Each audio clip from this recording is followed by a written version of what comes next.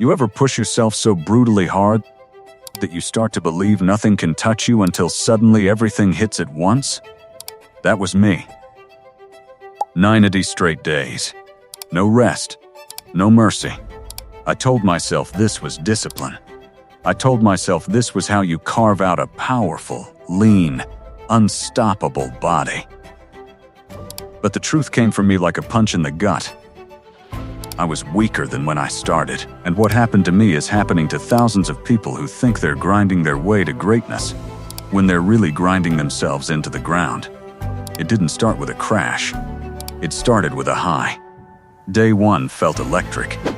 Pull-ups, dips, push-ups, rows, smooth, sharp, explosive. The kind of workout that makes you think you've unlocked something primal. By day 4, someone asked if I was training for a competition. I told them muscle-ups in 90 days. They nodded like I was a machine. I believed it. By day 7, I convinced myself rest was for the weak. I thought I was becoming something more than human. And that arrogance is exactly where the danger began. Week 4 rolled in like a storm. Sleep shattered. Heart racing at 3 a.m. For no reason. Appetite swinging between extremes. Resting heart rate 10 beats higher than normal. But I told myself this is what pushing limits feels like. Except it wasn't growth.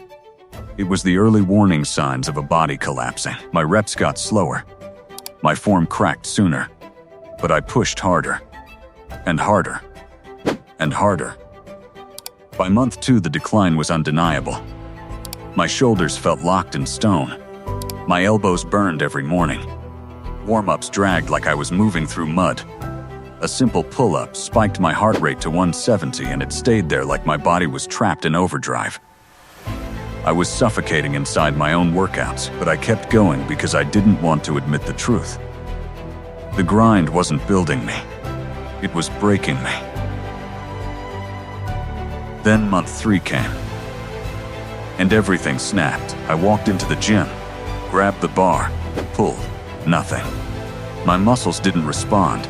They didn't even twitch. I tried again, barely grinding out 6 pathetic, broken reps. 3 months earlier, I hit 12 clean.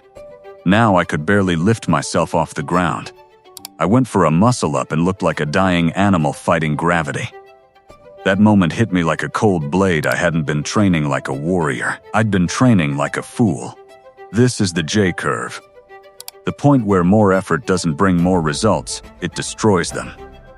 Even elite endurance athletes scar their hearts pushing into this zone. I wasn't running marathons, but I was doing the calisthenics equivalent. High intensity, zero recovery. Volume driven by ego, not intelligence. Reps that looked impressive but meant absolutely nothing. Calisthenics is supposed to be honest. You can't fake a muscle-up. You can't cheat gravity. You either have the strength or you don't. But I found a way to lie to myself anyway by forcing reps, chasing new exercises every week, never letting my body breathe, confusing my nervous system until it shut down. That wasn't discipline. That was self-sabotage. So I did what my pride hated the most. I stopped. 2 full weeks off. Then I came back with a plan built for longevity, power, and mastery. 3 days a week.